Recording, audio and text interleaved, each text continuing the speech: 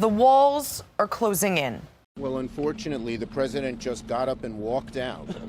Will you shut up, man? Listen, who? In the midterms. Here we go. If you don't mind, Mr. President. Come on. Today, 106 House Republicans signed on in support of killing democracy, calling the fake news media the true enemy of the people.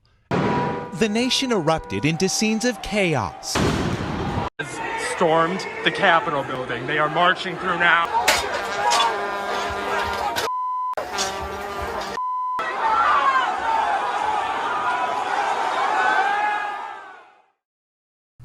If you ask different people what they just saw, you'll get multiple answers.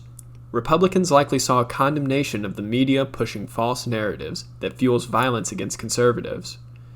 Democrats might see a condemnation of Trump and his supporters, stoking the flames of hatred against liberals. Independents and the uninitiated to the so-called culture war probably saw two factions spiraling out of control. Americans can see the same video and draw vastly different conclusions. The country spends more time talking about what Trump tweeted or what Biden said than we do discussing the issues and the solutions to them. America has traded well-thought-out policy positions for 10-second reality TV insults. Terms like fascist and socialist are ascribed to people and beliefs that are nowhere near these ideologies.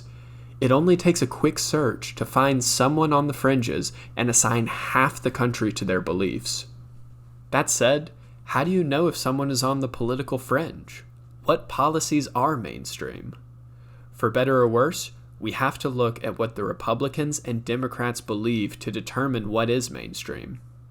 Every 4 years, the Democrats and Republicans host national conventions where a party platform is proposed and adopted. While not representative of everyone, the platforms provide an approximation of what a party believes. On just the issues, I'm going to use the party platforms to show you how the Democrats and Republicans want to be portrayed. Each video will dive into an issue with a good faith attempt at presenting each party's policies in the best light. Believe it or not, there is overlap between the parties, so points of compromise will be highlighted. I've been following politics most of my life, and I'm convinced that almost everyone wants what's best for the country. Early on, I became tired of the shouting matches that are commonplace on cable news networks. After the chaos of the 2020 election, I think it's more important than ever to be informative rather than persuasive. YouTube channels that tell you what to think are a dime a dozen. I want to buck that trend and give you an honest take so that you can make up your own mind. Hopefully this will show you that we're not as different as we think we are.